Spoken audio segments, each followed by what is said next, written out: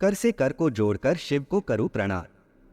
हर पल शिव का ध्यान धर, सफल हुए सब काम।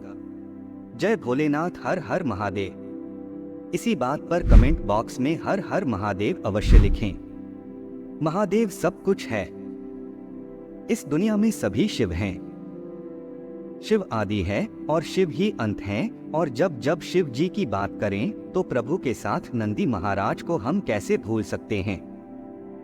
जहां पर भी भगवान महादेव की पूजा होती है उस स्थान पर नंदी महाराज जी की भी पूजा की जाती है। हर मंदिर में देखा जाता है कि भगवान महादेव के सामने ही उनके वाहन नंदी की मूर्ति स्थापित होती है। जिस प्रकार भगवान महादेव के पूजन और दर्शन का महत्व है, उसी प्रकार नंदी महाराज का दर्शन भी किया जाता है। नंदी भगवान महादेव के वाहन ही नहीं हैं, वे उनके परम भक्त भी हैं। कहा जाता है कि अगर अपनी मनोकामना नंदी के कान में कही जाए तो भगवान शिव तक नंदी महाराज जरूर पहुंचाते हैं। आपने देखा होगा कि नंदी मंदिर के बाहर विराजमान होते हैं। कहा जाता है कि नंदी महाराज बाहर इसलिए विराजमान होते हैं ताकि भक्तगण आसानी से उन तक अपनी बात पहुंचा सके। आखिर क्यों है ऐसा, क्या है इसके पीछे की रोचक कथा, आइए जानते हैं। हिंदू ग्रंथों में इस बात का वर्णन किया गया है कि स्वयं भगवान महादेव जी ने नंदी महाराज को वरदान दिया था कि जो तुम्हारे कान में आकर अपनी मनोकामना कहेगा उस व्यक्ति की सभी इच्छाएं जरूर पूरी होंगी।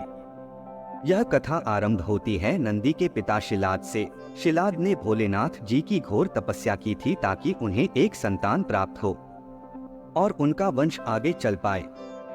भगवान महादेव ने उनके कठोर तपस्या से प्रसन्न होकर उनके पुत्र रूप में प्रकट होने का वरदान दिया। वरदान में शिलाद ने बैल जैसा पुत्र मांगा। कुछ समय बाद भूमि जोतते समय शिलाद को एक बालक मिला जिसका उन्होंने नाम नंदी रख दिया। जब नंदी को अपने अल्पायु होने के बारे में पता चला तो शिव जी की तपस्या से मृत्यु को जीतने के लिए वह वन में चले गए और वहां जाकर उसने शिव का ध्यान करना शुरू कर दिया। भगवान महादेव नंदी के तपस्या से प्रसन्न होकर नंदी को वरदान दिए कि तुम मृत्यु और भय से हमेशा हमेशा के लिए मुक्त हो। मैं तुम्हें अजर और अमर होने का वरदान देता हूँ। नंदी कैलाश पर भगवान शिव की निरंतर सेवा और आराधना करते थे। कोई भी महादेव से मिलने आता तो पहले नंदी से मिलना अनिवार्य हो गया था। फिर एक दिन शिलाद महादेव के पास एक समस्या लेकर पहुंचे। दरअसल शिलाद ने संतान का वरदान इसलिए मांगा था क्योंकि उनकी कोई संतान नहीं थी और अब सिर्फ नंदी ही थे, लेकिन वह भी महादेव जी की सेवा में व्यस्त थे। इस वजह से शिलाद को लगा कि उसका वरदान पूरा ही नहीं हुआ क्योंकि उसे पिता का सुख नहीं मिला। यह सुनकर महादेव जी ने नंदी को बुलाया।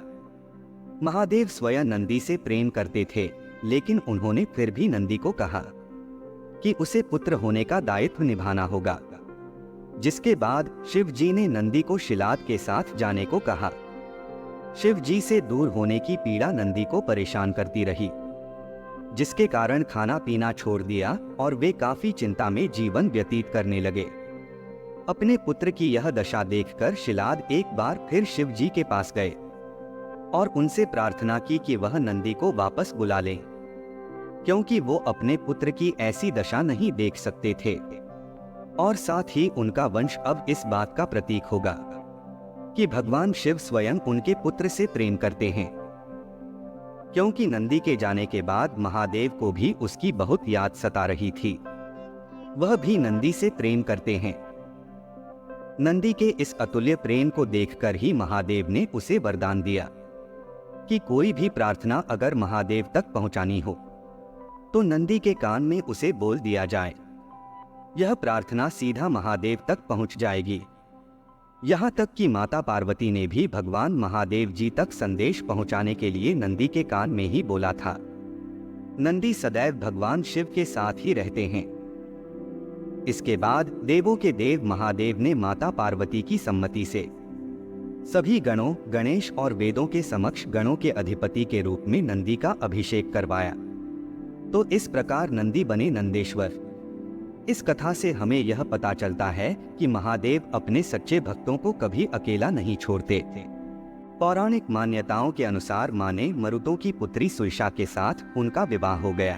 कहते हैं कि शिव ने ही नंदी को वरदान दिया था कि जहां उनका निवास होगा वहां नंदी भी हमेशा विराजमान रहेंगे।